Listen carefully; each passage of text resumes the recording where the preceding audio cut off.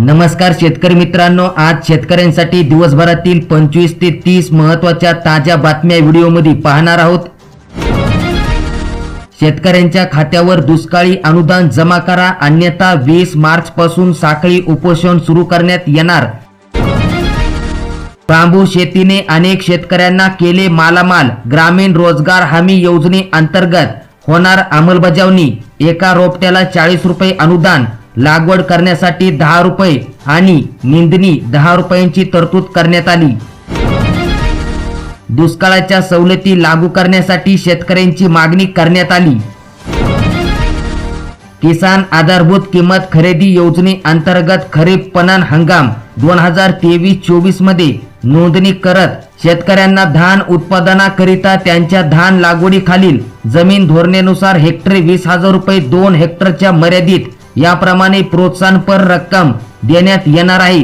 प्रोत्साहनपर रक्कम योजनेचा लाभ अद्यापही शेतकऱ्यांच्या खात्यात जमा नाही, त्यामुळे लवकरच लाभ देण्यात यावा अशी मागणी करण्यात आली आहे। आधार कार्डला मोबाईल नंबर लिंक करा, नाहीतर धान्य तुमचे बंद होणार। मोफत राशन मध्ये मोठा बदल करण्यात आला आहे। छतावर सौर पॅनल बसविण्यासाठी 1 कोटीहून अधिक कुटुंबांनी पंतप्रधान सूर्यघर मोफत वीज योजना या योजनेअंतर्गत नोंदणी केली आहे। त्यांना सर्वांनाच अनुदान मिळणार असे पंतप्रधान नरेंद्र मोदी यांनी सांगितले। पीएम किसान योजनेतील 1235 लाभार्थी मदतीपासून अद्यापही वंचित आहेत। आपल्या महाराष्ट्र राज्यात प्रत्येक जिल्ह्यांमध्ये शेतकरी अद्यापही वंचित आहेत। शेतकरी उत्पादक कंपन्यांना 60% अनुदान, म्हणजेच की व्यवसायासाठी स्मार्ट योजना प्रतीक्षा यादीतील कंपन्यांना अनुदान मिळवण्याचा मार्ग आता मोकळा झाला आहे। वन प्राण्यांची शेतशिवारात एंट्री, नुकसान भरपाईची 215 प्रकरणे अद्यापही प्रलंबित, म्हणजेच की नुकसान प्रकरणात 91,54,133 रक्कम नुकसानग्रस्तांना भरपाई म्हणून देण्यात आली। पुन्हा 215 प्रकरणे प्रलंबित आहेत आणि आता यांना नुकसान भरपाई म्हणून 19,65,800 रुपये रक्कम मिळणार आहे।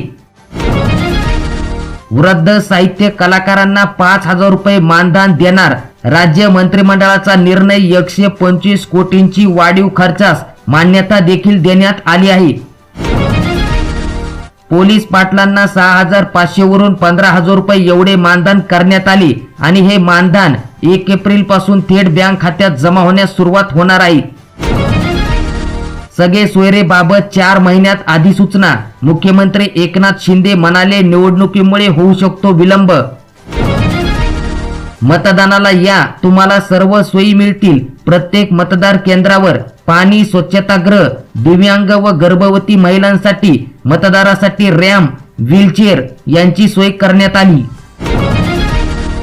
प्रशासन अलर्ट, सर्वत्र सीसीटीव्ही कॅमेरे लागणार। राजकीय फलक आणि पोस्टर देखील झाकून काढण्यात आले। चेकपोस्ट हे ऍक्टिव्ह करण्यात आले। लोकसभा मतदारसंघासाठी 3ऱ्या टप्प्यात निवडणूक होणार। 3ऱ्या टप्प्यासाठी 7 मे रोजी सोलापूरमध्ये मतदान करता येणार।